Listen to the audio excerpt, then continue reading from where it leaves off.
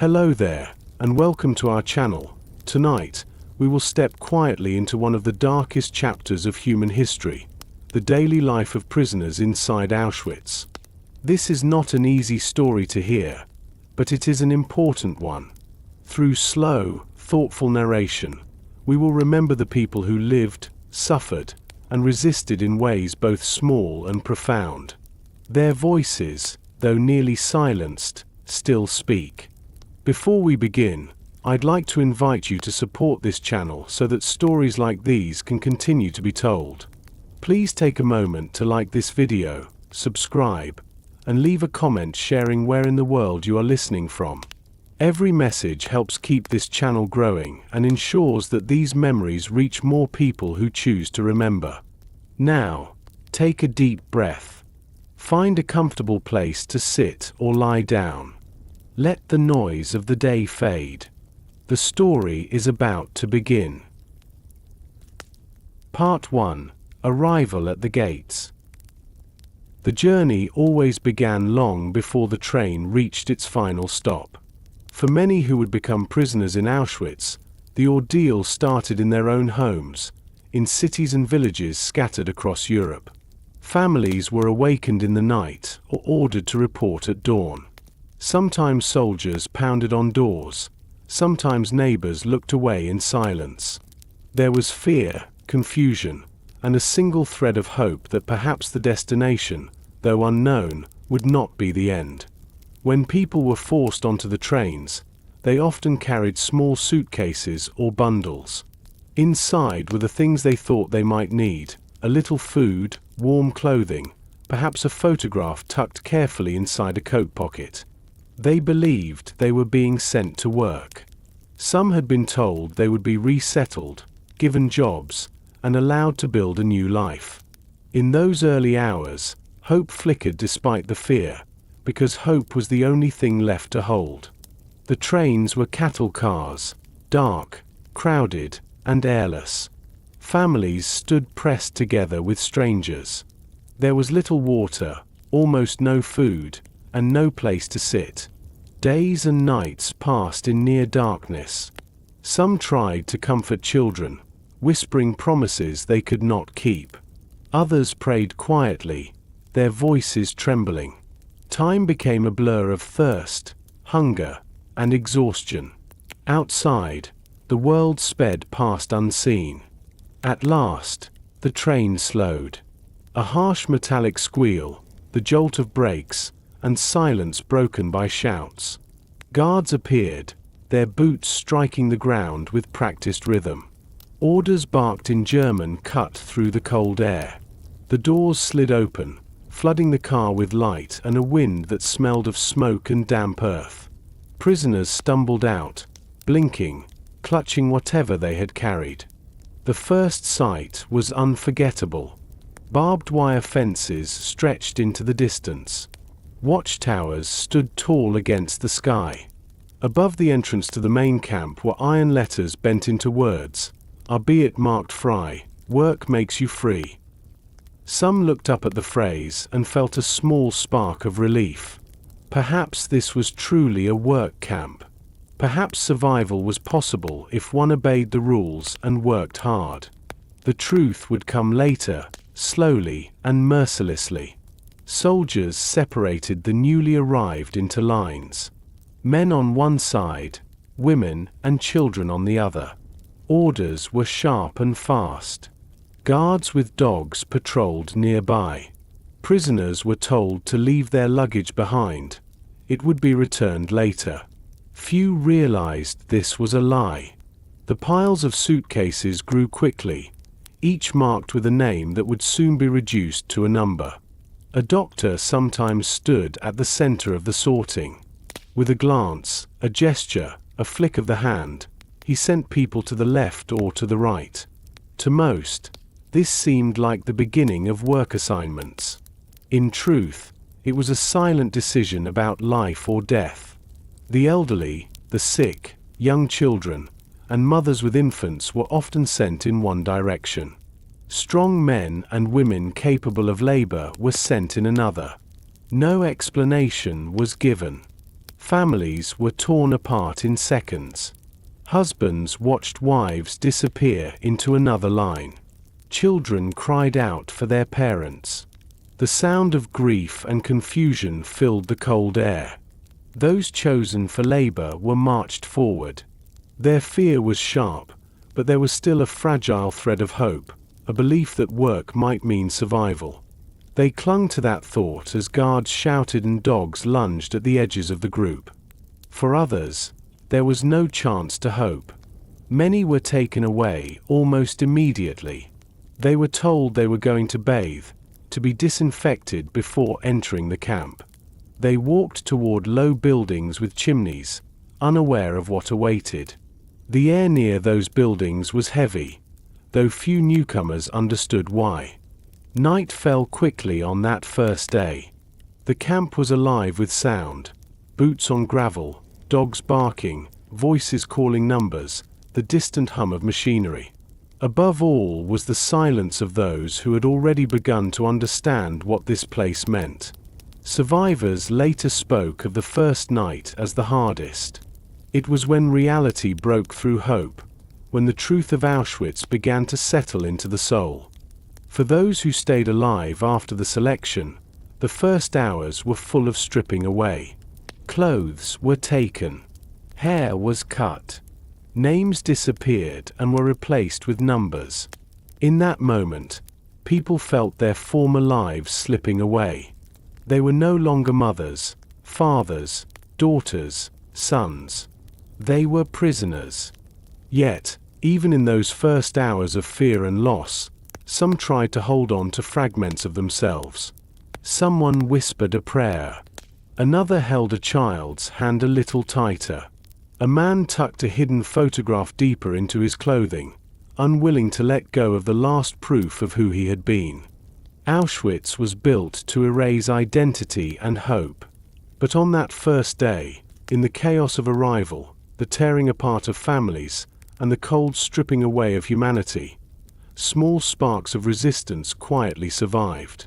They lived in whispered names, in silent prayers, and in the simple act of standing beside a stranger so no one had to face the darkness alone. Part 2. Stripped of identity. For those who survived the first selection, the next hours marked the beginning of a new, brutal existence.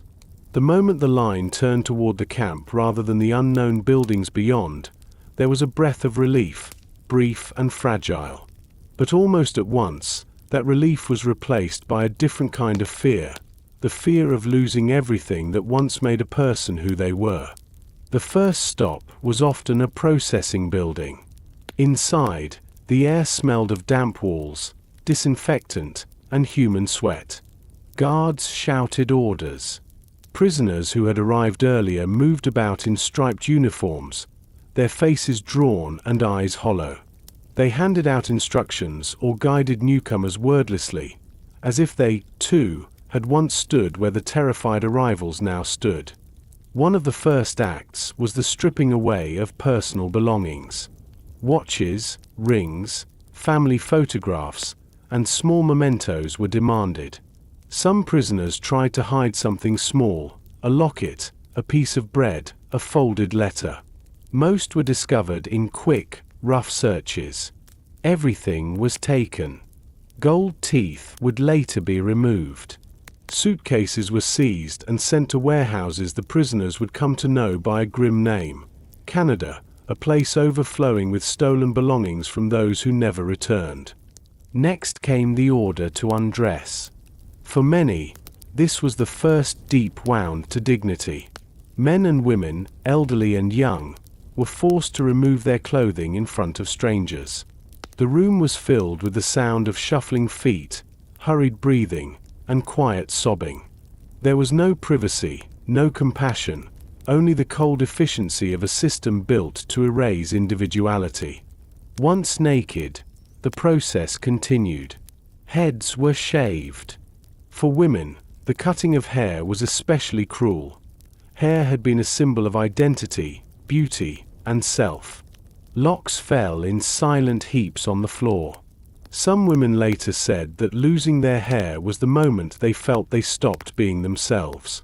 Children clung to mothers, frightened and confused by the transformation happening all around them. After the shaving came disinfection, harsh sprays or quick showers, not for comfort but control. The water was often icy or scalding. Prisoners were rushed through, their bodies scrubbed or sprayed in ways that stripped not just dirt but the last feeling of safety. Then came the clothing. Civilian clothes were gone. In their place came coarse, striped uniforms, shirts, trousers, and dresses that hung loose on the body. Sometimes there were mismatched shoes, sometimes none at all. The fabric was thin against the cold and heat alike.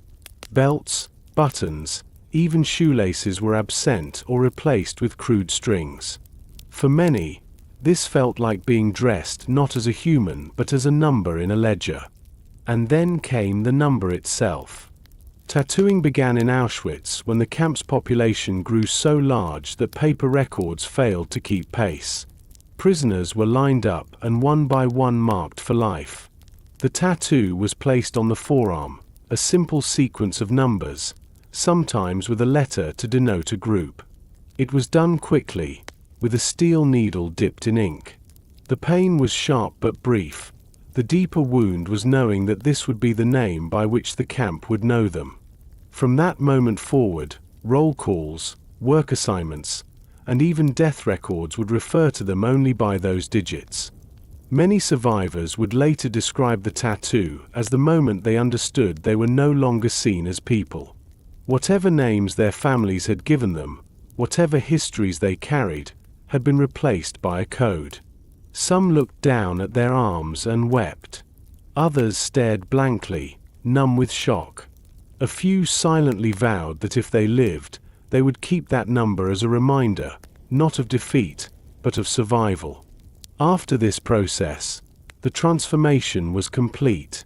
The person who had arrived, with a name, a story, clothes chosen with care, and memories of a life before, had been stripped to a uniformed figure with a shaved head and a number.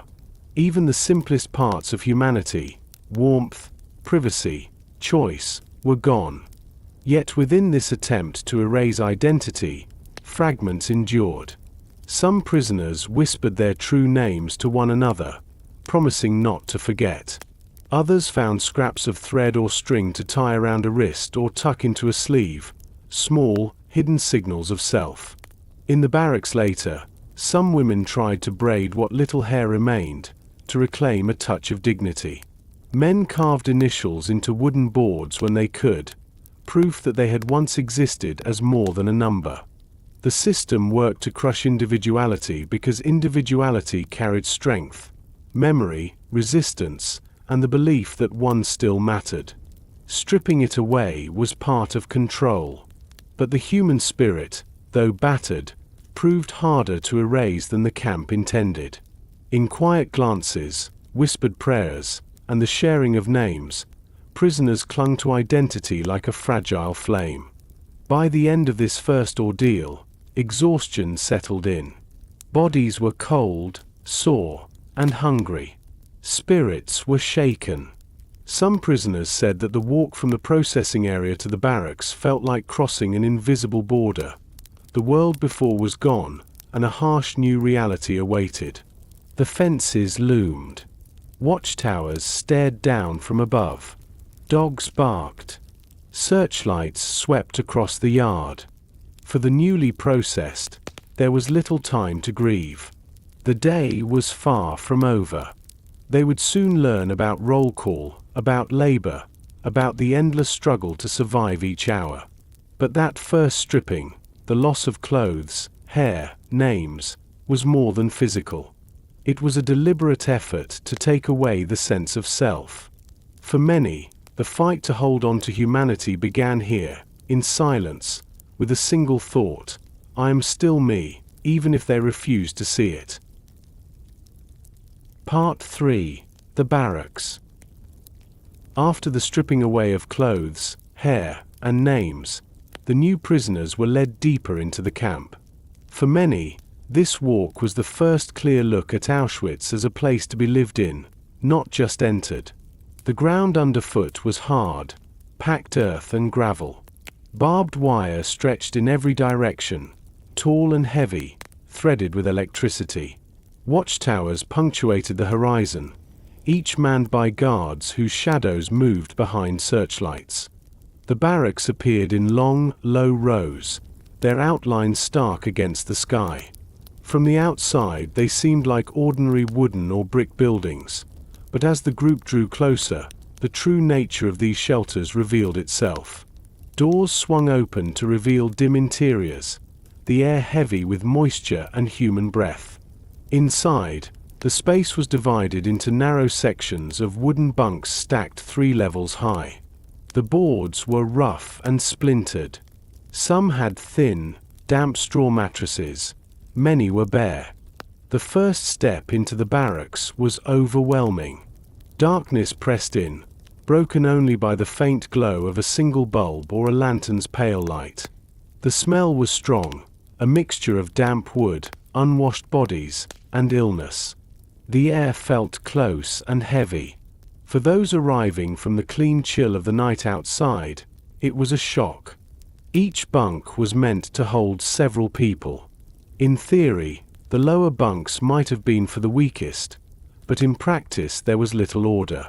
Prisoners scrambled to find a space, sometimes climbing to the top tier, sometimes squeezing into the middle.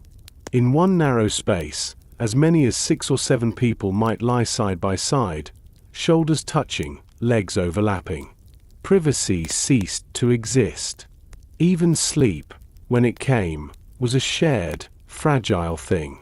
Straw mattresses, when they existed, were thin and quickly became damp. Lice thrived in them. Blankets were scarce. Some prisoners shared a single covering among many bodies.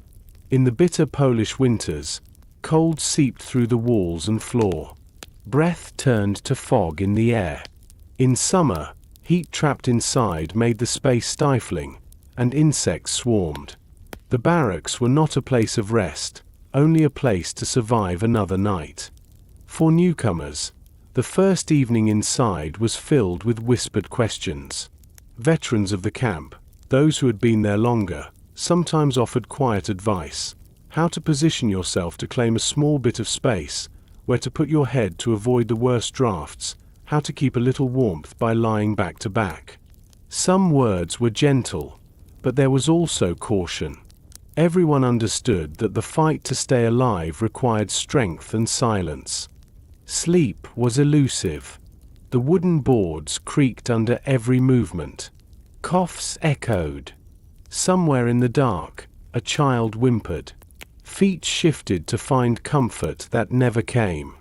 Rats sometimes scurried along the floor. The night was broken by distant sounds, the hum of machinery, the barking of dogs, the metallic clang of gates.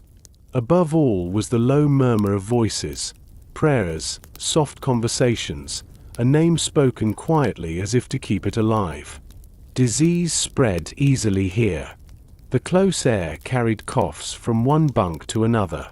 Lice bit through skin, leaving infections.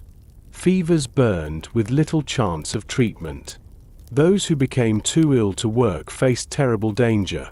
Sickness was often seen as weakness, and weakness could lead to selection and death. In this place, health was fragile and survival depended on strength that hunger and exhaustion constantly eroded. Yet, within these bleak walls, there were still moments of humanity. Prisoners shared tiny crumbs of bread or drops of water. Some whispered stories from their lives before the camp, tales of family, of ordinary days now impossibly far away. These stories were fragile bridges back to a world that had not disappeared entirely. They were acts of quiet defiance, saying, "We were more than this. We lived once. We remember." Sometimes, a song would rise softly in the dark, hummed more than sung. It might be a lullaby remembered from childhood or a simple tune from home. The sound carried comfort, even if only for a moment. Others found strength in prayer, murmured words of faith that helped them endure. Prisoners learned quickly that the barracks demanded cooperation as well as silence. Those who fought fiercely for space sometimes survived longer, but those who formed small groups, sharing warmth, protecting one another from theft or violence, often found a deeper resilience. Trust was rare, but when it appeared, it became a lifeline. Every morning came the same ritual. Before the sun had fully risen, orders echoed through the camp. Prisoners were forced to leave the barracks, often while it was still dark and bitterly cold. The scramble began, shaking off exhaustion, pulling on thin shoes or wrapping feet in rags, straightening the striped uniform as best as possible. There was no time for personal care. The air outside was sharp. Frost sometimes coated the ground. The day's first roll call awaited. Leaving the barracks was a relief and a punishment at once. Fresh air meant space and sky, but also meant the start of labor and the risk of beatings or worse. Many cast one last glance at their sleeping place, not because it offered comfort, but because it was the only spot in the world still theirs, however harsh and small. For those who survived many months or years, the barracks came to embody both suffering and endurance. They were places of cold, disease, and despair, but also where friendships were born, where a whispered joke could spark a brief smile, where someone might quietly pass along a crust of bread to keep another alive one more day. Survivors would later say that the barracks were not home, they could never be, but they were where human identity fought to remain intact. Against a system built to reduce people to numbers, the act of sharing warmth, remembering names, or whispering a song in the night became resistance. Life in Auschwitz began with arrival and stripping away. It continued here, on hard wooden boards under leaking roofs, where the simplest acts, a whispered word, a shared crumb, a name spoken aloud, became quiet acts of courage. In these barracks, hope did not thrive, but it refused to die. Part 4. Roll Call at Dawn. The day in Auschwitz began long before the sun rose. Darkness still pressed against the barracks when the first shouts came. Guards barked orders in harsh, clipped voices that cut through the fragile quiet of the night. Dogs stirred and growled outside. Inside, prisoners woke from shallow, broken sleep, if they had slept at all. There was no gentle waking, no time to stretch or prepare. The moment the order was given, movement began. Weary bodies pulled themselves upright, feet searched for shoes or rags, hands fumbled to adjust thin striped uniforms. The air in the barracks was damp and cold. Breath floated in pale clouds as people rushed to obey. To linger, even for a second, was dangerous. Outside, the cold hit like a slap. In winter, the ground was crusted with frost or snow. In summer, it was still damp with dew. The sky was often an unbroken grey, heavy with mist. Prisoners poured from the barracks and moved toward the open yard where roll call, appel, took place. The yard was vast and bare, lined with guards and flanked by watchtowers. Floodlights glared down in the dark, casting long shadows across the gravel. Roll call was one of the camp's most dreaded rituals. It was not simply a count, it was a display of control and a daily test of endurance. Prisoners were forced to stand in long rows, arranged by barracks, perfectly still. The count could last an hour, or two, or far longer. Some mornings it stretched deep into the day, no matter the weather, no matter the condition of the people forced to stand. Silence was expected. Talking, shifting, even coughing could draw the attention of a guard. Those who faltered, from weakness, illness, or sheer exhaustion, faced brutal consequences. Beatings were common. Sometimes prisoners were forced to stand longer as punishment. In the coldest months, standing motionless on frozen ground felt endless. Feet went numb, legs trembled, frostbitten skin burned. In the heat of summer, the sun could beat down mercilessly, and the thirst from the night grew sharp and dry. The purpose of Appel was control, but it was also humiliation. Prisoners were reduced to lines of silent figures, counted and recounted until every number matched the records. If someone was missing, dead in the night, escaped, or simply collapsed unseen, the roll call could stretch on for hours while the cause was investigated. Sometimes corpses were brought out and placed before the rows until the count was correct. The message was clear: even in death, the camp would have its order. For the sick and weak, roll call was agony. Standing motionless when fever burned or wounds ached required unimaginable strength. Some leaned subtly on those beside them for support. Small groups formed wordless agreements, to hold one another up, to share warmth, to hide weakness as best as possible. This quiet solidarity saved lives. But there were limits. If someone collapsed, the line could not break. To bend down was to risk punishment. Many learned to stand with eyes fixed ahead, ears tuned to every sound, hearts hoping to endure one more hour. Veterans of the camp often shared small survival tricks. Shift weight subtly from one foot to the other to avoid numbness. Wrap rags around ankles for warmth. Stand shoulder to shoulder for balance and a little heat. Keep breathing slow and steady. Pray quietly, if faith helped. Count seconds or say a remembered poem in the mind to pass time. Each tip was a way to outlast the cold, the waiting, the despair. For new arrivals, Appel was shocking. Many had never experienced such rigid, inhuman order. The silence, the endless standing, the lack of regard for suffering, it broke something inside. Some cried quietly, tears freezing on their faces.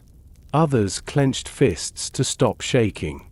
Slowly, with time, numbness replaced shock.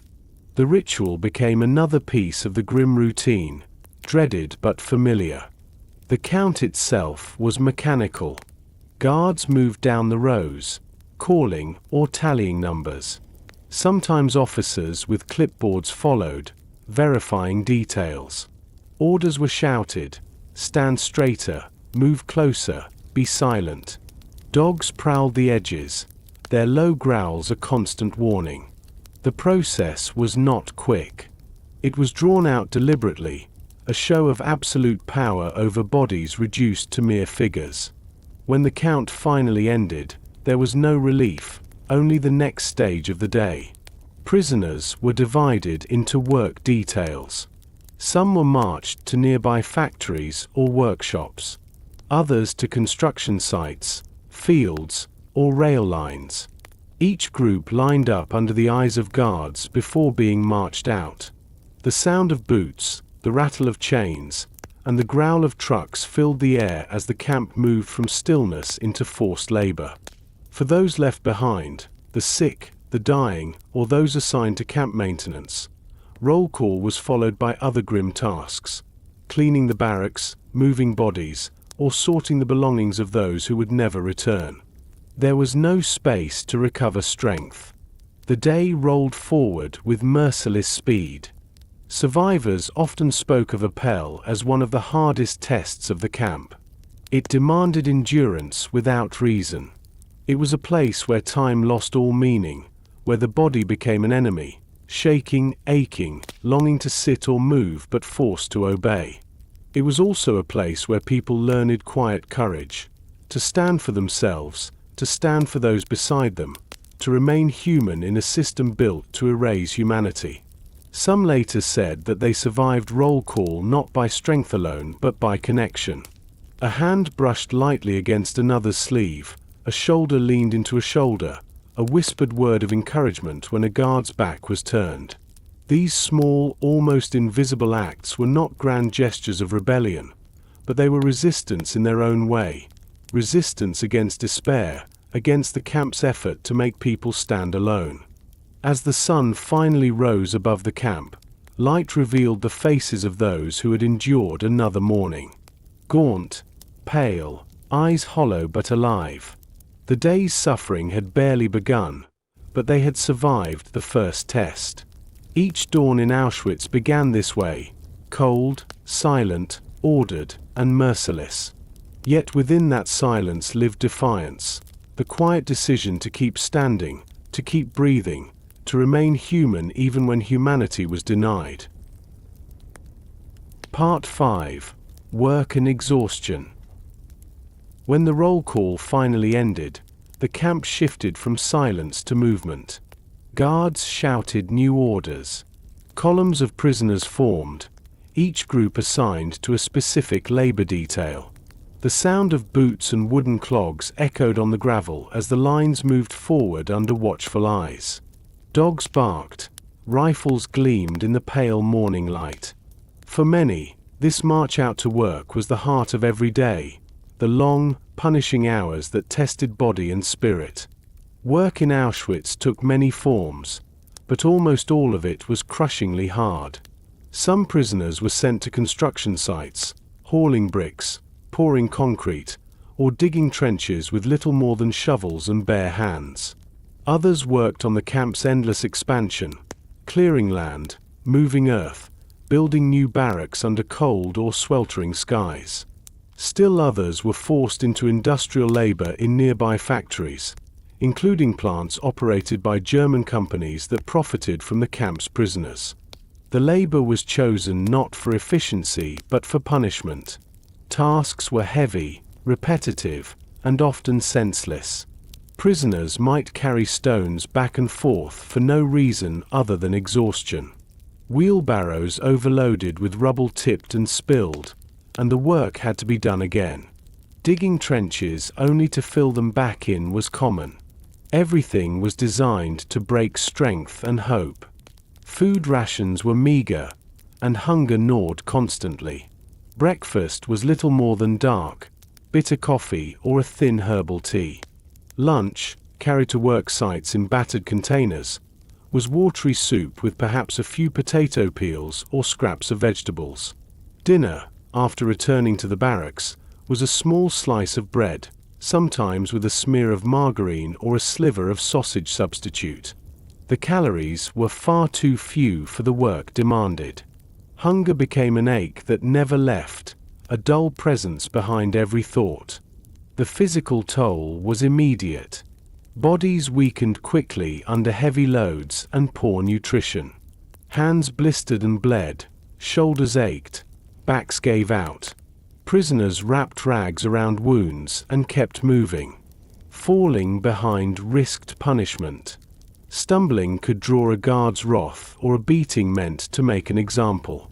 Yet most kept moving, step after step, not out of obedience but because survival required it. Weather added its own cruelty. Winters in southern Poland were bitterly cold. Prisoners worked outdoors in thin striped uniforms, often with no socks and shoes that fell apart quickly. Frostbite and numbness set in fast. Summers, by contrast, brought oppressive heat. The sun baked the ground and turned the air thick and choking. Sweat soaked through the thin cloth, and thirst became unbearable. Work continued regardless. Some prisoners were assigned to internal jobs, cleaning, cooking, or administrative tasks. These roles were safer but came with their own dangers, constant scrutiny by guards and resentment from those outside who faced harder labor. Yet even these positions could mean survival, because they sometimes brought access to scraps of food or shelter from the weather. Those forced to work in the industrial plants faced grueling conditions. The factories were noisy, filled with smoke and fumes. Machines were dangerous, and injuries were common. There was little training, and mistakes could be fatal. Yet prisoners learned quickly. Survival depended on adapting. Some tried to slow production subtly as a quiet form of resistance, damaging tools, working just inefficiently enough to hinder the system without drawing fatal punishment. These acts were small but dangerous, and they carried the weight of silent defiance. Despite the crushing nature of the labor, moments of quiet humanity surfaced. Prisoners sometimes helped one another lift a heavy beam, shared a sip of water, or shielded someone struggling from a guard's view. These small acts carried enormous risk but were often the difference between life and death. Even the smallest kindness, a whispered warning, a hand offered to steady someone, was an act of courage. The exhaustion of each day was beyond simple tiredness. It was a deep, bone-level fatigue that hollowed the body and clouded the mind. By evening, many prisoners staggered back toward the camp, barely able to stand. Yet the day was not over. There was often another roll call to endure before being allowed into the barracks. Standing still after hours of back-breaking labor was nearly unbearable. Some collapsed where they stood. Others leaned on their neighbors, forming invisible chains of support. The walk back from work sites also brought haunting sights. Prisoners sometimes passed by fences lined with watchtowers or by warehouses filled with the stolen belongings of those who had not survived. Smoke sometimes curled in the distance, and though many newcomers did not yet know its full meaning, it cast a long shadow over every step. The camp reminded them constantly of its power and purpose. Survivors later said that work was both a threat and a strange form of survival. Those deemed fit to work were kept alive, for a time. Labor became a cruel currency. Staying strong enough to keep working could mean another day to live. Yet the work was also designed to destroy that strength, to push bodies toward collapse. It was a daily fight to endure without breaking. Some prisoners found small ways to protect themselves mentally. Counting steps, reciting prayers or songs silently, thinking of family or imagining food and warmth. Memory became a refuge, though it could also be a source of pain. Others learned to focus only on the next moment, the next lift, the next step, the next breath, never the whole day, because the whole day was too heavy to face at once. Evenings brought no real rest. By the time prisoners returned to the barracks, they were trembling with fatigue. Hunger gnawed fiercely. The thin evening bread was eaten slowly, savored because it was all there was. Some tried to save a crumb for morning, but hunger often won. Clothes, soaked with sweat or mud, were rarely washed. Wounds went untreated. Sleep came as a collapse rather than rest, broken by cold, by coughs, by nightmares. Yet, even amid this exhaustion, life, fragile but stubborn, continued. People shared whispered words about their homes, their children, the meals they once loved. They comforted one another in quiet ways, a pat on the shoulder, a whispered hold on. Sometimes, laughter even flickered in the dark, a small, unexpected joke about a guard's foolishness or a shared memory. That laughter, rare and fleeting, was an act of resistance more powerful than it seemed. Work in Auschwitz was designed to crush the human spirit, but it could not erase it entirely. Prisoners endured through strength they did not know they possessed, through connection with one another, and through the simple, unyielding will to live one more day. Each morning, the cycle began again. Roll call, labor, exhaustion. Yet within that brutal rhythm, humanity, bruised, starved, and trembling, continued tea. Part 6. Hunger and Thirst. Long before the body broke under forced labor, hunger began its slow, merciless work. It was not the kind of hunger most people know, the mild ache between meals or the rumble of an empty stomach. This was a hunger that reshaped the mind and gnawed at the very core of a person's strength. From the first morning in Auschwitz to the last exhausted night, food, or the lack of it, was an unending presence. The day usually began with what was called breakfast, though it was hardly more than a ritual.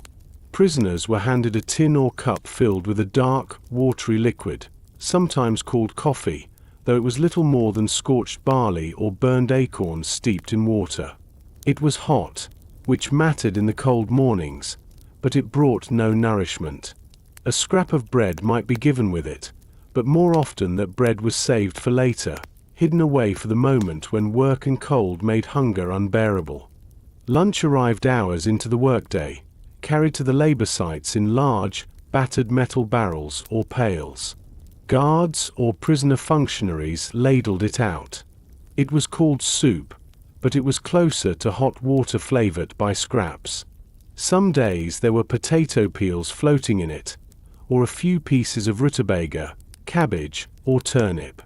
Occasionally there was a hint of barley or small grains. Meat was almost unheard of. The broth was thin and greasy, and yet it was treasured. People drank it slowly, savoring each mouthful. Those who worked near the kitchen sometimes risked everything to scrape the bottom of the barrel for thicker dregs where bits of vegetable sank.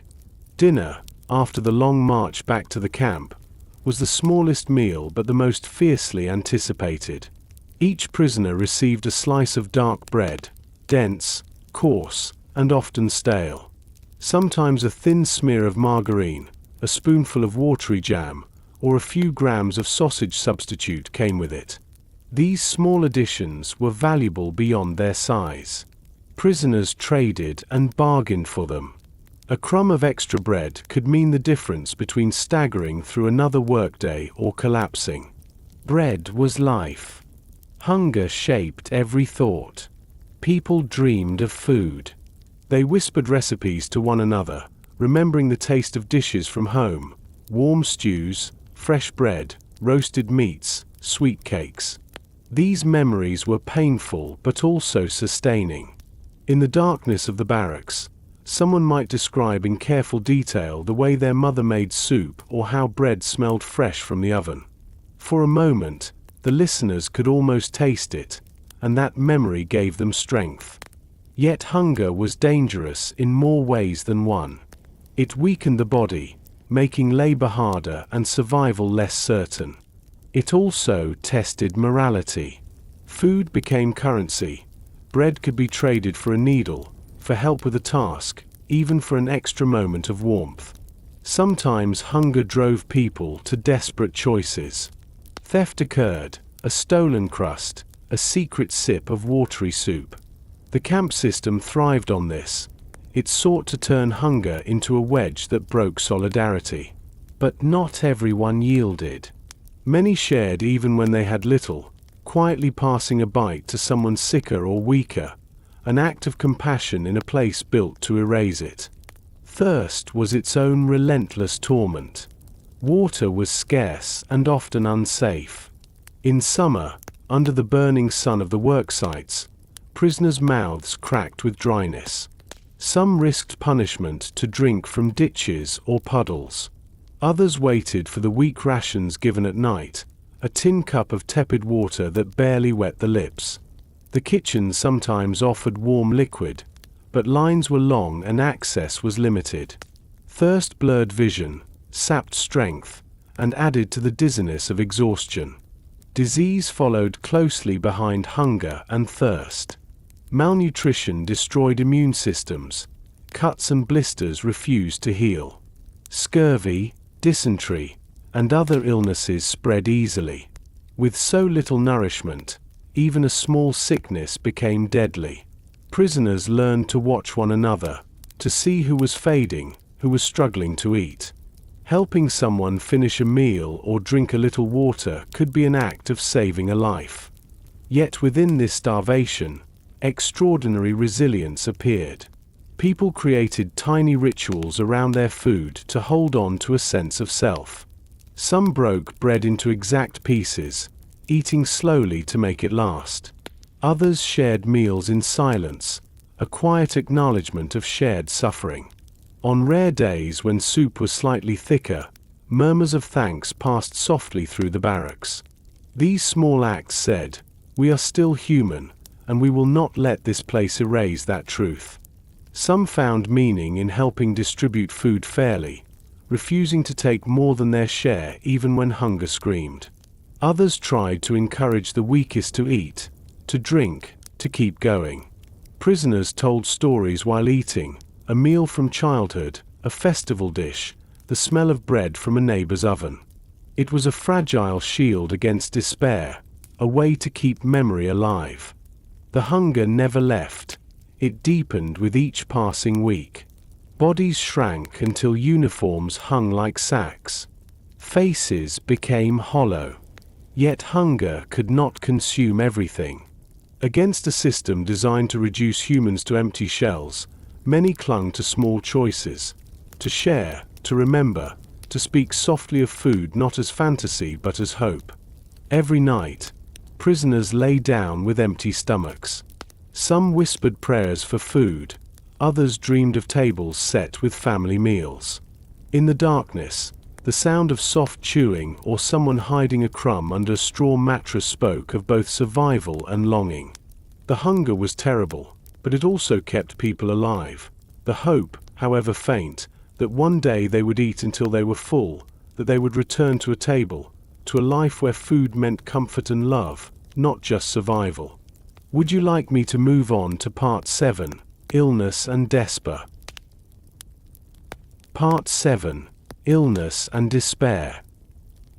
Even for those who endured the stripping of identity, the barracks, the endless roll calls, and the grinding work, another enemy soon emerged: illness. It crept quietly, born of hunger, exhaustion, cold, and unclean living. In Auschwitz, sickness was more than discomfort. It was a shadow that followed every prisoner, threatening to finish what the camp had already begun. The barracks were breeding grounds for disease. Straw mattresses, when they existed, were damp and rarely replaced.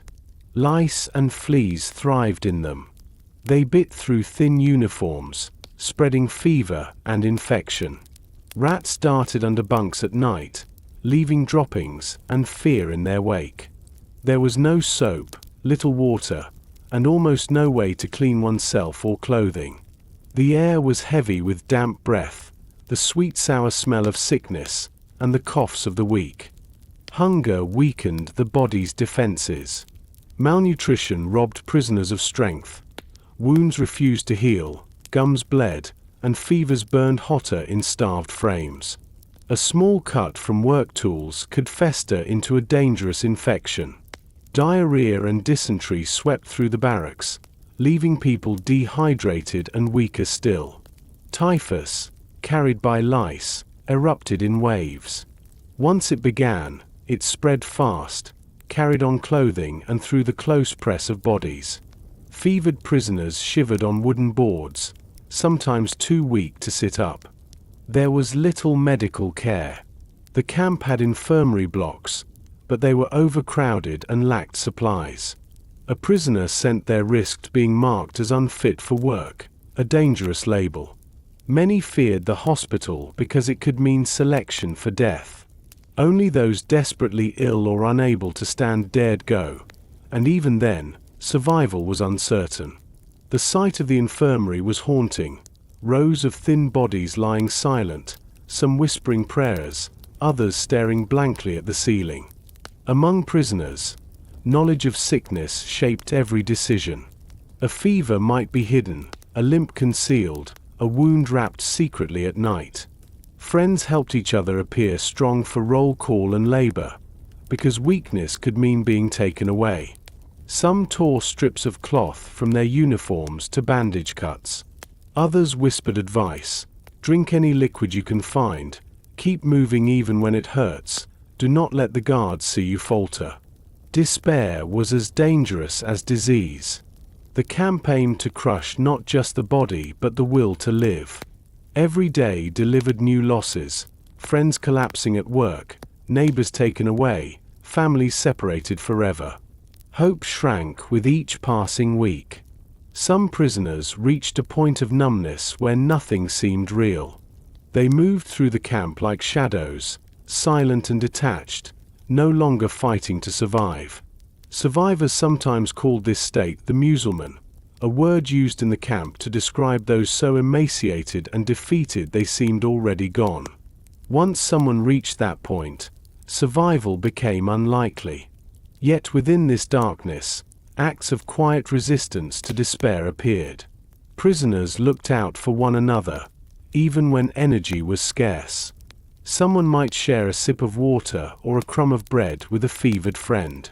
Others whispered comforting words, stories of life before the camp, memories of home, reminders of a reason to keep going. Faith provided strength for some. Whispered prayers at night carried hope into the next day.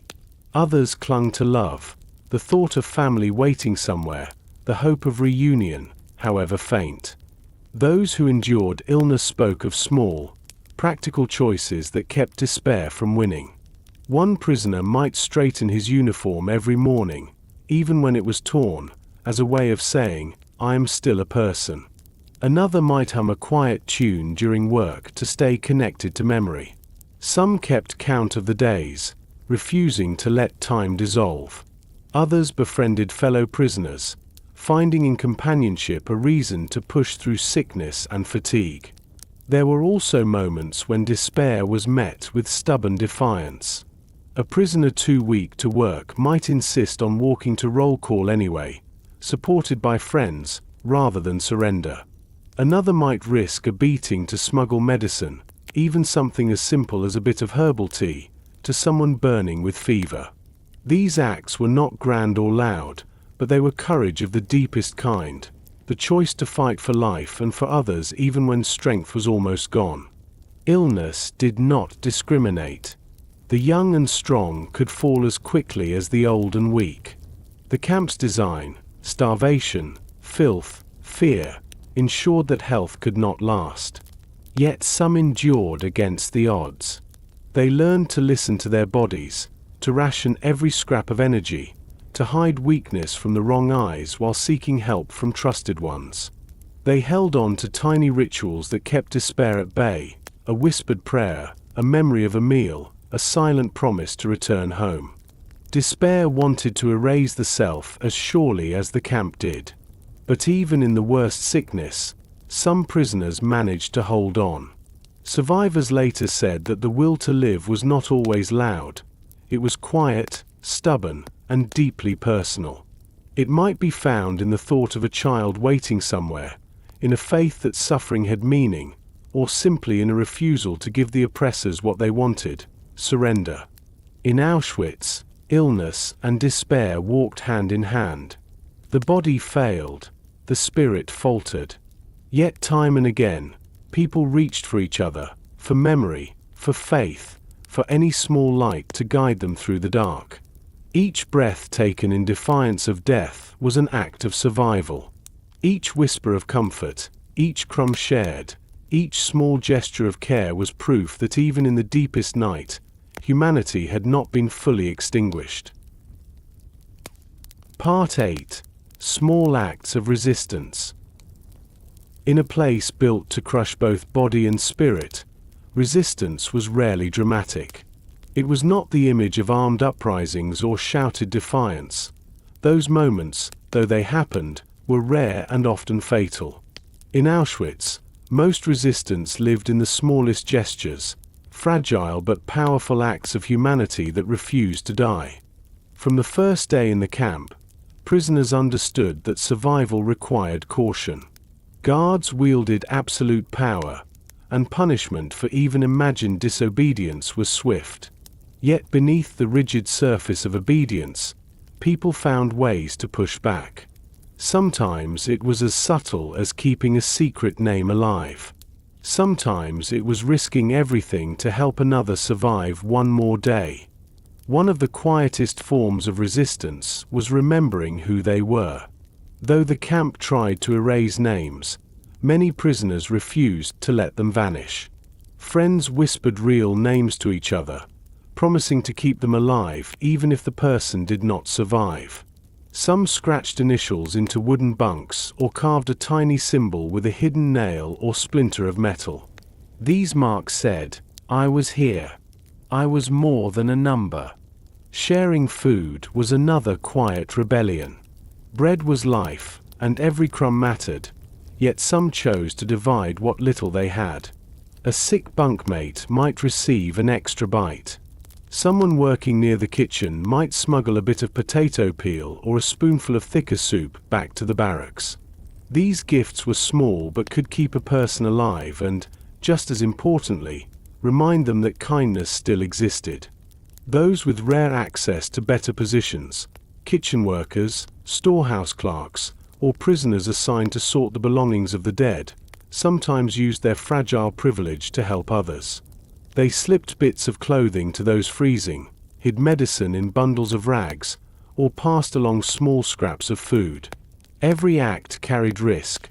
Discovery could mean beatings or death. Yet many still took the chance. Some resisted by protecting knowledge. Prisoners secretly kept diaries on scraps of paper, buried messages in walls, or etched faint marks where they could. They wanted the world to know what had happened if they did not survive. Others taught quietly, older prisoners whispering lessons to children, sharing songs, prayers, or fragments of literature. In a place that tried to erase memory and culture, teaching became an act of defiance. There were also spiritual forms of resistance. Secret prayers, said silently during roll call or work, were ways of keeping faith alive. Some celebrated small holy days in whispers, lighting invisible candles in their minds. Others hummed familiar hymns or songs from home, not loud enough to be heard, but enough to hold on to identity. Even those without religious belief sometimes created their own rituals, a way of keeping something human and personal in a world that sought to strip everything away. Work itself became a battlefield for subtle defiance. Prisoners sabotaged tools, worked more slowly than required, or damaged equipment when they could do so safely.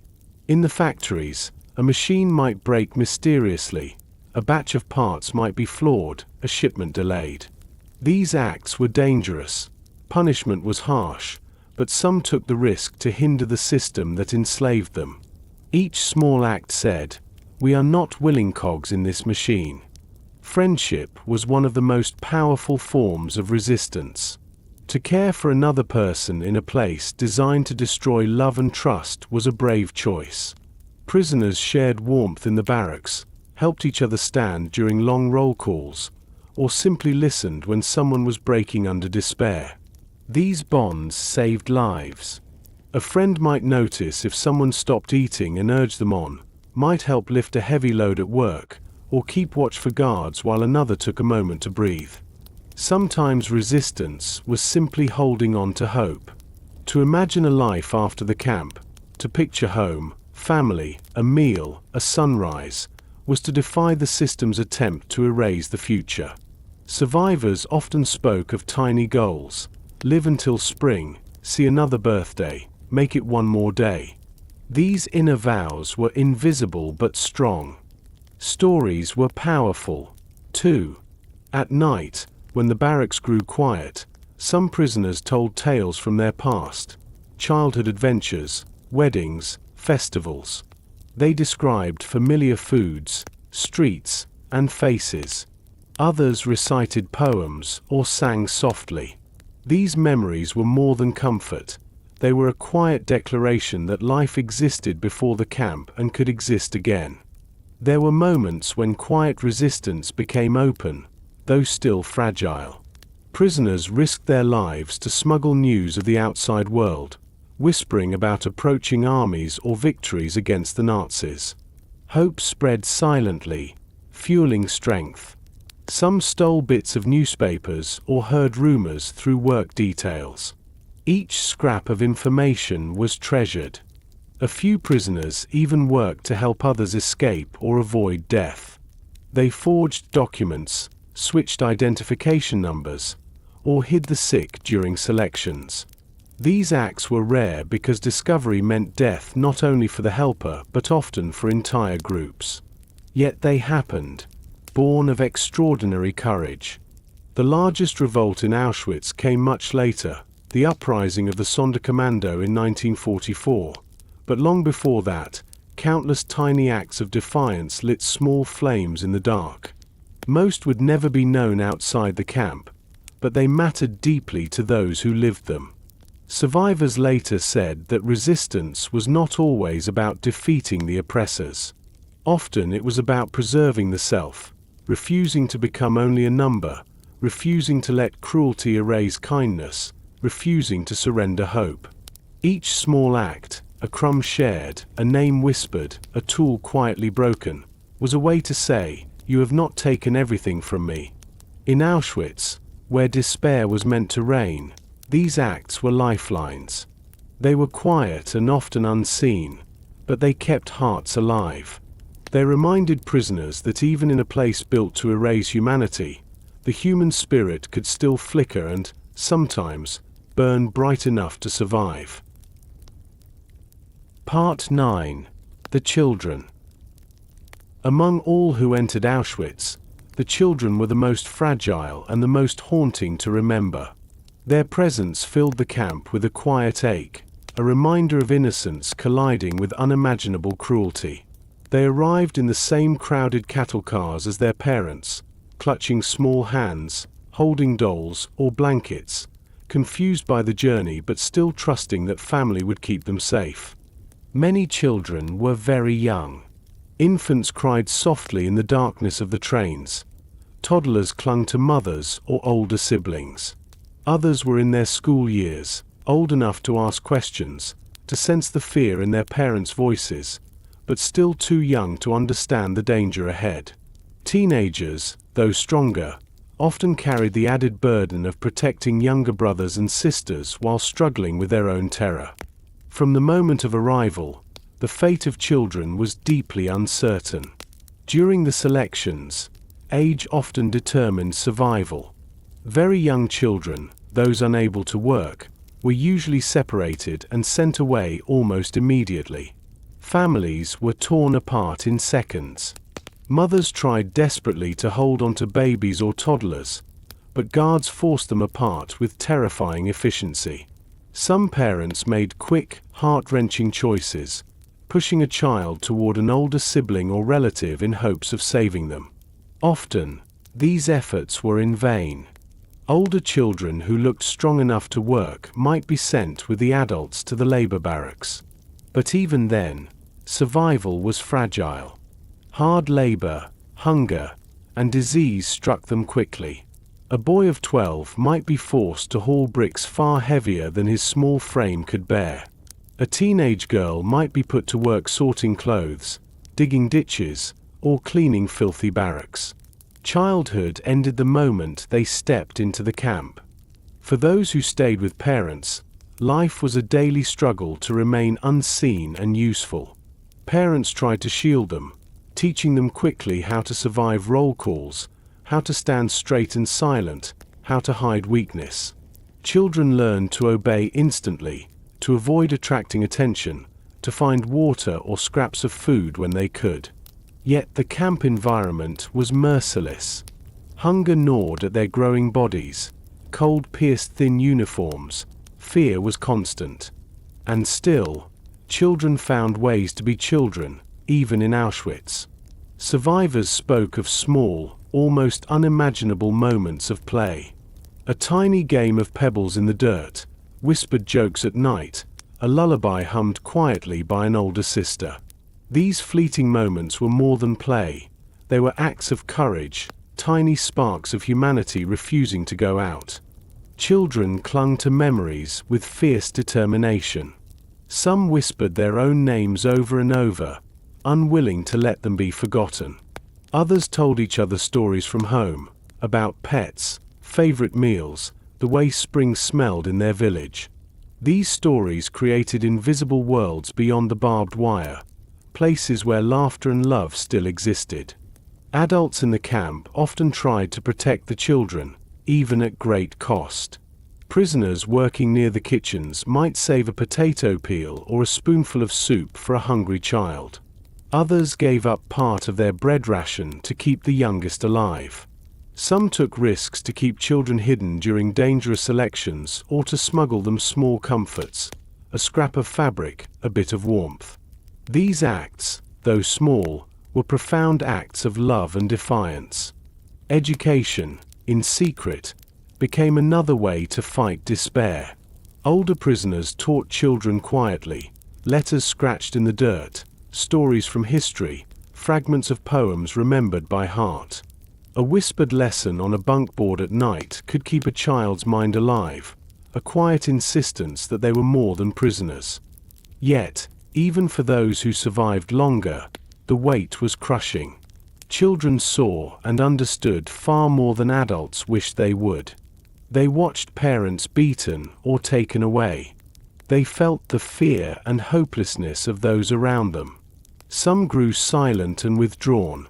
Others became fiercely protective of younger ones. Childhood, as it should have been, disappeared. Teenagers faced a unique burden. Strong enough to work, they were also old enough to understand the camp's horror. Many were consumed by exhaustion but fought to stay alive for their younger siblings or for parents who depended on them. Some became quiet leaders among other young prisoners, helping them navigate daily survival with an instinctive courage born of desperation. Even in this darkness, small triumphs of spirit appeared. A boy might smuggle an extra crust of bread to a friend. A girl might comfort a crying child she did not know. Groups of children sometimes formed fragile bonds, silent promises to help each other endure. These acts were small but deeply human, proof that kindness could survive even here. Survivors who were children in Auschwitz often spoke later with a unique voice, one that remembered fear but also the strange resilience of youth. They recalled playing secret games, making up stories, clinging to dreams of home. They remembered adults who protected them, even at risk to their own lives. And they remembered how quickly they had to grow, how innocence ended the moment they understood the world could be this cruel. For many, remembering was a burden and a calling. They spoke to keep the memory of those lost children alive, the siblings, friends, and strangers who did not survive. They carried the weight of telling the world that these young lives existed, laughed, dreamed, and were stolen. To speak their names, even decades later, was an act of love. In Auschwitz, the children were both the most vulnerable and, in some ways, the strongest.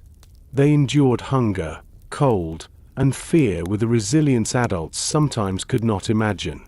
They played when play seemed impossible, loved when love was dangerous, and dreamed of a future beyond the fences. Their survival, even when survival meant only a memory, stands as a quiet, enduring resistance against the attempt to erase them. Part 10. Women in Auschwitz. Among the millions who passed through Auschwitz, women formed a vast and varied group. Mothers, daughters, grandmothers, students, teachers, nurses, artists. They arrived from cities and villages across Europe, some alone, others holding children's hands, some heavily pregnant, many clinging to family members in the hope of staying together. The camp, however, divided lives with ruthless speed, and the experience of women carried its own unique weight of suffering and resistance. From the first moment of arrival, women were exposed to the same stripping away of identity as men, forced to surrender belongings, undress under harsh lights, and watch as hair fell to the floor. Yet for many women this loss held a special cruelty. Hair had been tied to dignity, femininity, and faith traditions. Its removal was more than practical humiliation. Some later said that seeing their hair swept away made them feel erased as women, reduced to something nameless. The women's barracks were crowded far beyond their intended capacity. Wooden bunks meant for a handful of sleepers held many more. Damp straw and thin blankets offered little comfort. Disease spread fast, and the lack of privacy weighed heavily. The sounds of crying children, whispered prayers, and coughing filled the night. Women cared for each other here, tending wounds with scraps of cloth, soothing the sick, and sharing crumbs of bread to keep one another alive. Labor for women was as harsh and relentless as for men, though often different in kind. Many were sent to construction sites, fields, or to move heavy loads of earth and stone. Others worked sorting the belongings of new arrivals, a place called Canada by the prisoners because of the unimaginable wealth of stolen goods piled there. Women there sifted through clothing, toys, shoes, even family photographs. Each item was a reminder of lives suddenly ended, and the work demanded emotional strength as well as physical endurance. Some women were assigned to factories producing textiles, ammunition, or parts for the German war machine. The work was long and exhausting, the air filled with dust and fumes. Accidents were common. Yet those positions sometimes provided rare chances to help others, slipping food or warm clothing back to the barracks, damaging materials in subtle ways, or spreading hope through whispered news of the outside world. Pregnancy brought unimaginable challenges. Pregnant women arriving at Auschwitz were often immediately deemed unfit for work and killed. Those who managed to hide a pregnancy faced dangerous conditions: no medical care, starvation, and the constant threat of discovery. Yet there are stories of women helping one another in secret, whispering encouragement, hiding infants when possible, or comforting mothers in their final moments. These quiet acts of solidarity carried deep, unspoken bravery. For young women, the threat of sexual violence was an ever-present fear. The camp was a place where power was absolute and cruelty unrestrained. Yet survivors rarely spoke in detail. The pain was deep and private. What emerges from testimony is the courage of those who endured, the silent support networks among women who comforted one another, and the strength to survive despite profound violation and shame. Still, within this darkness, women built fragile networks of care that became lifelines.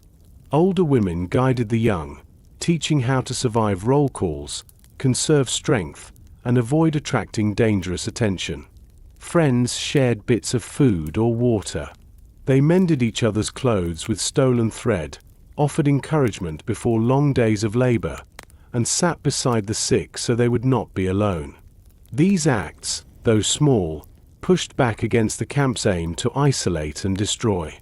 Spiritual life among women often persisted quietly. Some whispered prayers together before work or after returning to the barracks. They marked holy days in secret, humming fragments of hymns or lighting invisible candles in their hearts. Jewish women sometimes whispered Sabbath blessings, passing traditions to younger girls so that memory would survive. Others, from Catholic or Orthodox backgrounds, prayed quietly for protection or strength. These small rituals created pockets of humanity in a place determined to erase it. Among the most powerful acts of defiance was simple motherhood under impossible conditions. Mothers shielded children with their bodies, gave them extra food though it meant going hungry themselves, and taught them to stay silent and still during dangerous moments.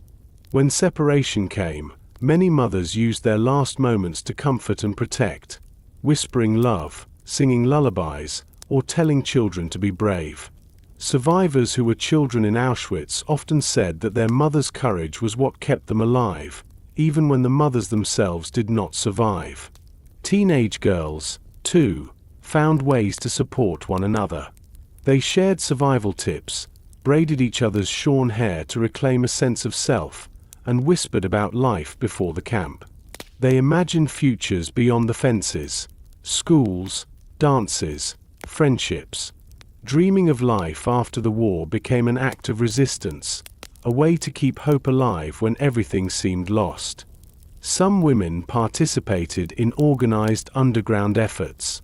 They smuggled gunpowder from factories, hid messages, and helped prepare for the 1944 revolt of the Sonderkommando. Their roles were often unseen but critical. Small handfuls of powder carried secretly in pockets were later used to damage the crematoria during the uprising. These acts carried deadly risk and required immense courage. Music was another quiet rebellion. Women sometimes sang softly in the barracks, sharing songs from home or creating new ones about endurance. A lullaby might soothe crying children, a folk song could bring a fleeting sense of identity. Music reminded prisoners of who they had been and who they still were. Survivors later said that the strength of women in Auschwitz was not loud or dramatic, but steady and life-giving. It appeared in a mother feeding a child from her own portion, in friends holding each other upright during roll call, in strangers whispering prayers together, in tiny smuggled gifts of food or warmth. These acts kept many alive, physically, emotionally, and spiritually. The women of Auschwitz lived under the same crushing system as the men, but their experiences carried unique layers of suffering. Motherhood turned into heartbreak, femininity stripped and mocked, and the constant fear of sexual violence. Yet they also built some of the camp's strongest networks of solidarity. In a place designed to destroy love and trust, they nurtured both. To remember these women is to honor courage in its quietest form, the courage to protect, to comfort, to dream, and to endure. Against a system that tried to erase their identity and humanity, they held on to both, and in doing so, kept alive a flame of resistance that still burns in memory. Part 11. Faith and Memory. In Auschwitz, survival depended on more than bread and strength alone. For many, an invisible struggle took place each day, a struggle to hold on to identity, to belief, to memory. The camp was built to strip away every sign of humanity, yet deep within its fences people quietly reached for the things that could not be confiscated: faith and remembrance. Faith took many forms. For some, it was religious. For others, it was simply a trust in the meaning of life beyond the barbed wire. Jewish prisoners whispered prayers from childhood, often in hushed Hebrew or Yiddish, knowing that discovery could bring punishment. Before dawn roll calls, someone might murmur the Shema, a prayer declaring the unity of God. On Friday evenings, a few softly greeted the Sabbath with invisible candles lit only in imagination. They said blessings under their breath, barely moving their lips, holding fast to traditions that had lived through centuries and would live still. Catholic and Orthodox prisoners clung to their rituals in similar quiet ways. Some crossed themselves discreetly before roll call. Others recited the Lord's Prayer or Hail Mary in whispers while working. In the darkest nights, small groups sometimes gathered silently in a corner of the barracks to pray together, drawing courage from shared devotion. Though guards forbade organized worship, prisoners found ways to create moments of the sacred. For many, faith was not about expecting rescue. It was about survival of the spirit. Belief in God, in the eventual end of evil, in the dignity of the human soul, acted as a shield against despair. Some survivors later said that prayer helped them endure hunger and cold because it gave suffering a meaning beyond the camp. Others found faith changing. Some who had once been devout struggled with doubt or anger at God. Yet even doubt was a kind of spiritual life, proof that the camp had not silenced the deepest questions of the heart. Memory worked hand in hand with faith. Prisoners fought to remember who they were and where they came from. They recited their own names silently each day, refusing to let the tattooed number replace identity. Parents told children stories about their hometowns, describing streets, rivers, and festivals. Friends shared memories of school, work, and love. These stories built an invisible bridge to the world outside, a world the Nazis tried to erase. Photographs, when smuggled or hidden, became treasures. Some prisoners kept a tiny picture of a loved one sewn into clothing or tucked into a shoe. Others drew in secret, small sketches of family or familiar places scratched onto scraps of paper or bits of wood. A single drawing could be an anchor, a reminder that life had beauty beyond the camp. Language itself became a refuge. Prisoners spoke to one another in their mother tongues when safe to do so: Yiddish, Polish, Hungarian, Czech, French. To speak one's own language was to claim a piece of self. At night, Some recited poetry or sang softly in secret, songs from home that lifted hearts even for a moment. Words became a quiet rebellion, a way to say, I still belong to a culture, a people, a story that stretches far beyond these fences. Some prisoners turned memory into an act of witness. They observed carefully, determined to remember what happened in case they survived to tell the world. People etched notes and buried them, hid small scrolls of writing in cracks of walls, or taught details to one another so memories could not die if one person perished. To remember was to fight against erasure. It said, "You cannot make us disappear." Holidays and special days became secret acts of defiance. Jewish prisoners tried to mark Passover or Hanukkah in whatever ways they could, telling the story of Exodus in whispers, lighting an imaginary menorah, singing softly into the night. Christians found ways to mark Christmas or Easter, a shared hymn, a prayer, or even a tiny carved cross hidden in a pocket. These celebrations were dangerous but deeply meaningful. They reminded prisoners that time still moved beyond the camp and that their faith traditions still lived. For those who had lost religious belief, memory itself was often the sacred thing. They thought of families waiting somewhere, of lovers, of children. They promised themselves that if they survived, they would return to rebuild, to speak the truth, to remember those who did not return. Hope for reunion, even when it seemed impossible, became a lifeline. There was also a deep solidarity among those who shared faith. People risked punishment to help each other pray or to share words of comfort. A whispered blessing before work, a secret teaching of a prayer to a frightened child, or simply holding someone's hand during night prayers could keep despair at bay. Faith, shared in secret, became a quiet light in the darkness. Survivors later described how faith and memory could change over time. In the first days, belief might feel strong, but as suffering deepened, some lost it, only to find it again later. Others arrived doubting but grew stronger in conviction as they saw kindness and endurance among fellow prisoners. Memory, too, could wound and heal. Remembering home sometimes hurt deeply, but it also gave a reason to live. The tension between hope and pain was constant, yet it meant the spirit had not been broken. Even those who described themselves as having no faith still built meaning in their own way. Some found strength in the simple determination to bear witness, to survive so they could tell the world what happened. Others built private philosophies, a belief in human dignity, in truth, in the need to endure so cruelty would not have the last word.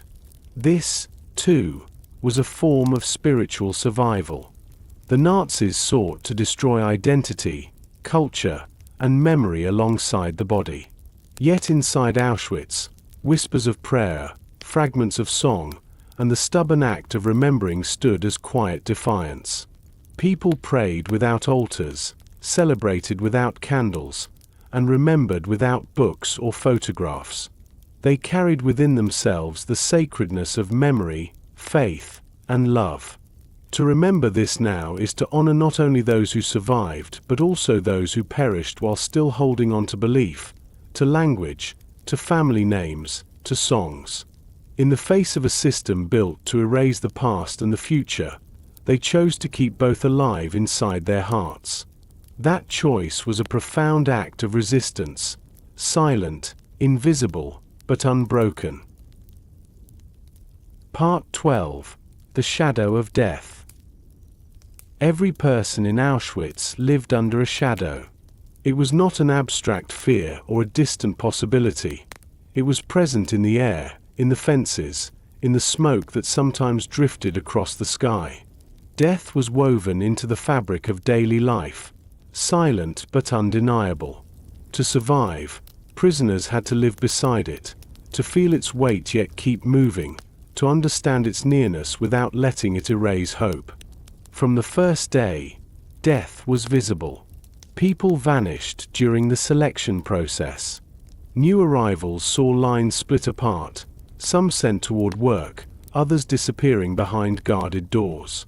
Rumors spread quickly, whispered in many languages, about buildings disguised as showers, about chimneys that smoked day and night.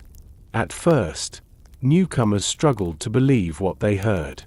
The mind resisted such horror. But as days passed, the truth settled heavily. The air itself seemed to carry it.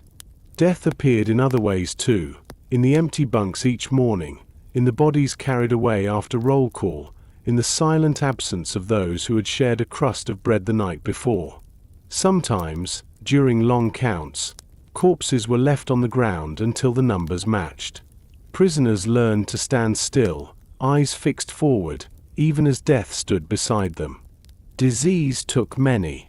Hunger, exhaustion, and untreated wounds claimed others. A cough that began one evening could become fatal by the next week. The weak were often taken away during special selections, sudden inspections where guards and camp doctors chose who was too ill or frail to work. People tried desperately to appear strong during these moments, standing tall despite fever, pinching cheeks for color, hiding bandages. The fear of being marked unfit was constant. Executions and punishments also cast their long shadow. Prisoners learned that a wrong word, a small act of resistance, or sometimes nothing at all could lead to death. These events were meant to terrify, to keep the camp silent and obedient.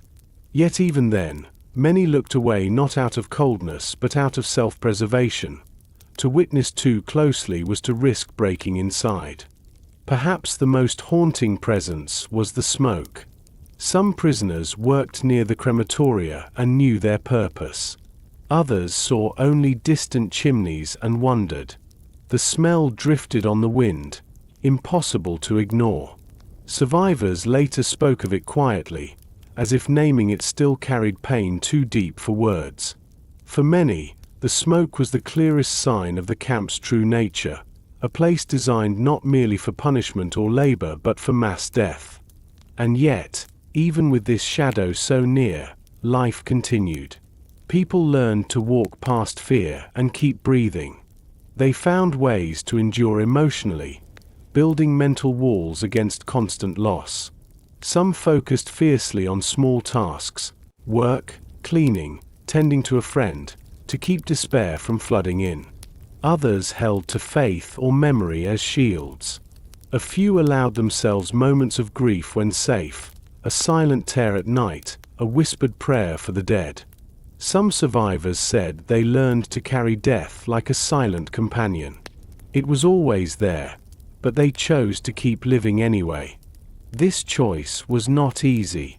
Each loss, of a bunkmate, a friend, a family member, threatened to pull them under. Grief was dangerous in a place where breaking down could lead to death.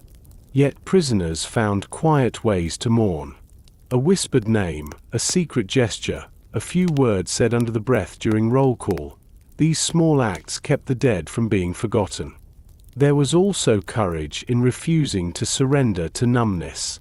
The camp tried to make death ordinary, but many fought to keep their humanity intact by continuing to feel. They risked hope and love even when it meant pain. To comfort a dying friend, to pray for the dead, to remember a name. These acts were dangerous to the heart but preserved the soul. In rare, extraordinary moments, the shadow of death provoked open defiance. The most famous was the Sonderkommando uprising in 1944, when prisoners forced to work in the crematoria rebelled, damaging the machinery of death before being killed themselves. Their act was both desperate and heroic, a final cry against a system built on silence. But long before and after that day, countless quiet acts resisted death's dominion, hiding the sick, sharing food to keep someone alive, recording names to preserve memory. Living beside constant death changed time itself. Many prisoners stopped thinking of years or months. They focused only on today, on surviving until nightfall, on making it to the next morning. Some counted each day as a small victory. Others held on to the idea of liberation, however faint, watching the sky for signs of war turning. Rumors of approaching armies were whispered like prayers. The hope that the shadow might one day lift kept people moving when strength was gone. For those who survived, the shadow of death never fully vanished. Many carried its memory for the rest of their lives. Some spoke openly, determined to bear witness. Others stayed silent, the weight too heavy to share. But in every survivor's story, one truth remained. They lived not because death was absent, but because they refused to let it claim their spirit while their body still drew breath. To remember Auschwitz is to remember this constant nearness of death, but also the courage of those who lived in spite of it. They endured the unendurable. They mourned and still chose to move, to breathe, to help each other, to hope. The shadow never left the camp, but within it, fragile light persisted. Part 13. Liberation Approaches. By late 1944 and early 1945, the war outside the barbed wire was turning. Prisoners sensed it long before they fully understood it. News rarely entered Auschwitz in any open way, but whispers moved faster than guards could stop them. Workers assigned outside the main camp saw troop movements or overheard soldiers. New prisoners arrived with rumors of Allied advances. Even a single sentence from a transport, "The Red Army is coming closer," passed from mouth to mouth like a secret ember of hope. Change was first felt in small, uneasy ways. Guards seemed more nervous, more harsh but also less certain. Their orders still barked, but sometimes their eyes darted toward the horizon. Long-time prisoners noticed subtle shifts in routine, supply deliveries delayed, work assignments altered, the frantic push to destroy evidence of crimes. Barracks whispered about strange smoke from burning records, about the destruction of files and photographs. People sensed that those in power feared discovery. This hope was fragile and dangerous. For every whisper of armies advancing, there was the sobering memory that liberation might not come soon enough. Many knew the Nazis could kill prisoners rather than allow them to be freed. The camp still held absolute power. A single hopeful rumor could be crushed by a guard's shout or a sudden selection. Hope had to be carried quietly, like a secret flame. Winter deepened. Snow fell across the barracks roofs and crunched under thin shoes during roll call. Hunger grew worse as supplies faltered. The war's strain meant less food, fewer deliveries, more desperation. Yet hope, though cautious, threaded through conversations in the dark. Prisoners spoke of home, of countries that might now be free, of the possibility of survival after all. Then came a more terrible sign: preparations for evacuation. As the Soviet army drew closer in January 1945, the SS began clearing the camp. Prisoners were forced on what became known as death marches, long, freezing treks westward under guard. Those too weak to walk were shot or left behind to die. For many, this was one of the darkest chapters, coming so close to freedom and yet facing new suffering. Those who had survived years of the camp now faced miles of snow and ice with almost no food, clothing, or shelter. For those who remained, the sick, the hidden, the few left behind when the SS retreated, the days grew strange and tense. Guards fled in sudden bursts, leaving gaps in watchtowers. Orders grew confused. One morning, a work detail might be cancelled with no explanation. Another, a building might be hastily abandoned. The structure that had seemed unbreakable for so long began to crumble. Survivors later described these days as filled with both fear and fragile wonder. No one knew what would happen next. Would the remaining prisoners be killed before help arrived? Would the camp simply collapse into chaos? People hid when they could, stayed low, and waited. On January 27, 1945, soldiers of the Soviet Red Army reached Auschwitz. For the prisoners who remained, the moment was almost beyond comprehension. Some were too weak to rise from their bunks when liberation came. Others crawled or staggered to the gates to see men in unfamiliar uniforms, not the grey and black of the SS, but the drab green of soldiers who did not shout or beat them. The soldiers, themselves shocked by what they found, brought food and care as best they could. They moved cautiously among survivors, realizing slowly the scale of what the camp had been. Liberation did not feel like joy in the way one might expect. For many, it was too late for celebration. The body was starved, the spirit numb, and grief too vast to comprehend. People wept, but the tears were heavy and silent. Some were too weak even to cry. Others simply stared in disbelief, unable to understand that the nightmare had ended. Still, liberation mattered beyond words. The fences were no longer boundaries, the towers no longer threats. Guards had fled. The sound of gunfire that had once meant fear now meant safety. Survivors who could stand began to wander slowly through the camp, looking for friends, for family, for anyone they had known. Some found no one. Others reunited briefly only to face the loss of those who had already died. The Soviet soldiers tried to help but faced an overwhelming task. Survivors needed food, but too much at once could kill starved bodies. They needed medicine, warmth, and care beyond what an army could give. Yet the soldiers brought what they could: bread, soup, blankets, and above all, the knowledge that the reign of terror had ended. For many, that was the first real breath of freedom after years of suffocation. Hope, fragile for so long, began to take tentative root. Survivors spoke of the moment they realized they might live: a soldier's gentle hand, a piece of bread freely given, the sound of gates opening. Some felt numb for days or weeks before hope returned. Others clung to it immediately, already imagining the journey home, though home would never be the same. The approach of liberation was both miracle and sorrow. It came too late for millions. It arrived to find people broken in body and haunted in soul.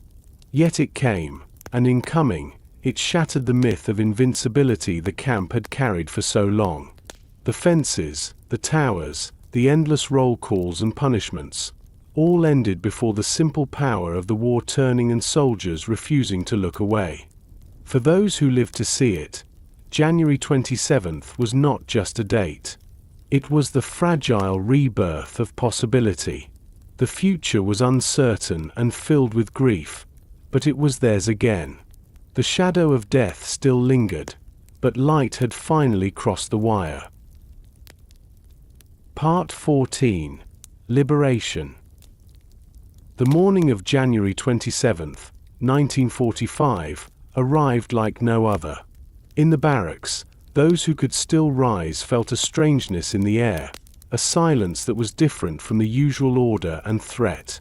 The camp had felt unstable for days, guards disappearing, watchtowers sometimes empty, roll calls abandoned without explanation. But that morning, the stillness was heavier, almost expectant.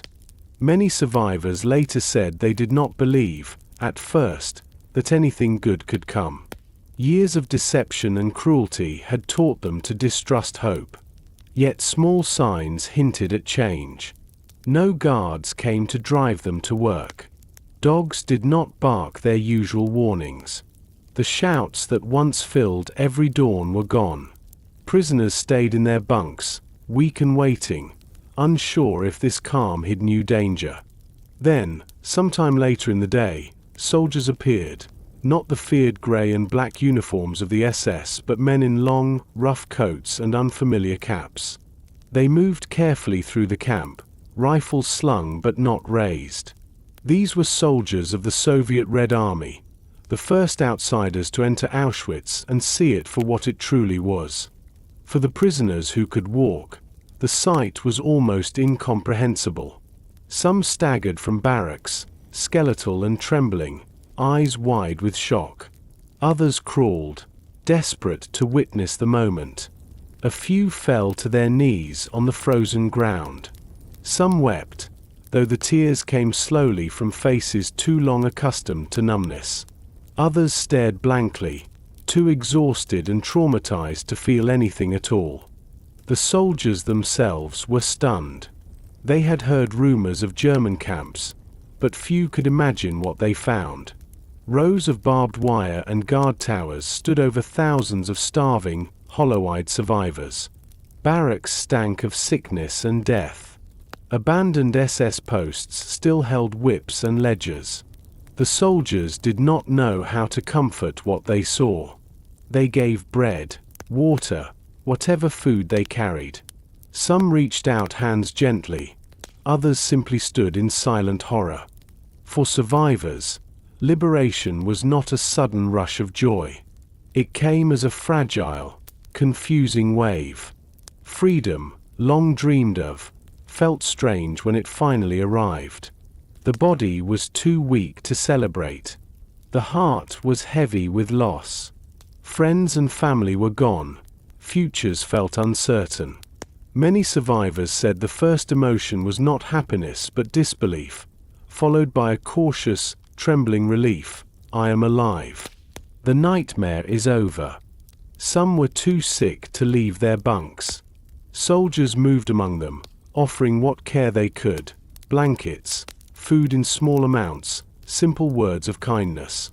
Doctors arrived slowly, bringing medicine and understanding the risk of feeding too much too quickly. Even a sip of warm broth had to be given carefully to starving bodies. Others, able to move, wandered the camp in stunned silence. They visited barracks where friends had lived, searched for names or belongings, tried to understand who had survived. Some found loved ones and embraced with tears too deep for words. Many found no one. The camp was filled with absence, bunks empty where whole families had once huddled together. Freedom also brought a first look at the wider reality of Auschwitz. Survivors saw buildings they had only heard rumors about. They saw the warehouses of stolen possessions: shoes, suitcases, children's toys, piles of hair. Some found their own belongings among the endless stacks, a piercing reminder of the lives stolen from them. The scale of loss was overwhelming. And yet, even in this ocean of grief, life stirred. People spoke their names aloud again, reclaiming what had been taken. They formed groups to help one another walk, to share information, to comfort the dying. Some sang quietly, old hymns, lullabies, songs of home. A few began to plan the journey ahead, though none yet knew how to begin. The Soviets, unprepared for such numbers of starving survivors, did what they could. They set up makeshift medical stations, brought supplies, and tried to contact the outside world. They photographed what they saw, creating evidence of the crimes. They helped bury the dead with dignity. For the survivors, this aid was life-saving, but the emotional road ahead would be far longer than the physical. Liberation was a threshold, not an ending. The camp's fences no longer held them, but trauma lingered. Survivors faced questions too heavy for words. Where will I go now? Is my family alive? Who am I after all this? Some feared returning to homes that might no longer exist or that might greet them with hatred. Others dreamed only of finding a single loved one. Many were alone. But liberation also held seeds of future strength. The chance to speak, to remember, to rebuild began that day. Survivors could now bear witness, though many would need years before they found words. They could mourn openly. They could hope for life beyond survival, to work, to love, to raise children in freedom. The day the Red Army entered Auschwitz was, above all, a quiet breaking of a long night. It was not loud celebration but slow awakening. It was the first warmth after endless cold, the first breath of air not owned by fear. It was the proof that even the most terrible system could fall, that cruelty, though vast, could not last forever. In the decades that followed, January 27th would be marked around the world as a day of remembrance. But for those who lived it, the memory is intimate. The sight of strange soldiers who did not shout, the feel of bread freely given, the sudden realization that they could walk where they wished, that no guard would strike them down. It was the moment life began again, however fragile and wounded. Part 15. The Memory That Remains. The barbed wire is silent now. The guard towers stand empty. Grass grows where boots once marched and where prisoners once stood for hours in the cold. The railway tracks still lead to the gates of Auschwitz, but no trains arrive. Today, the camp is a museum, a place of memory. Yet for those who lived it, and for those who choose to remember, Auschwitz is more than ruins. It is a wound that speaks, a warning carried forward, a testimony that refuses to fade. When the war ended and survivors stepped beyond the camp, they carried more than hunger and sickness. They carried memory, heavy, fragile, sometimes unbearable. Each had lost something different: family, home, community, a sense of safety. Each had seen humanity at its most cruel and its most courageous. The world they returned to was rarely ready to understand. Many came back to find their towns changed or their homes taken. Some met indifference, disbelief, or even hostility. For years, many survivors stayed silent, because the pain was too great and the world too quick to look away. Yet silence could not hold forever. Slowly, voices began to rise. Survivors wrote memoirs, testified in courts, spoke in schools, and shared their stories with children and grandchildren. They described hunger and fear, but also friendship, hope, and the fierce will to live. Their words became bridges, connecting a world that had not seen the camps to the truth of what had happened. These stories matter because Auschwitz was not only a place of death, it was a place where people fought to remain human against deliberate dehumanization.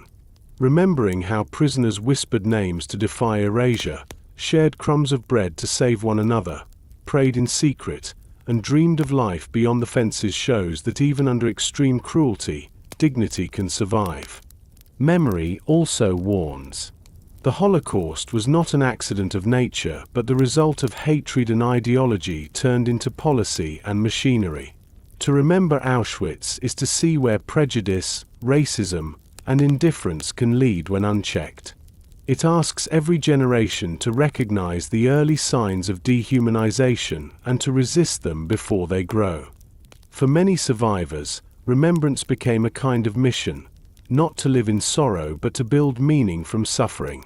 Some dedicated their lives to teaching tolerance, to protecting the vulnerable, to speaking for those who had no chance to speak. Others rebuilt quietly, raising families, pursuing work and art, creating new life where death had tried to dominate.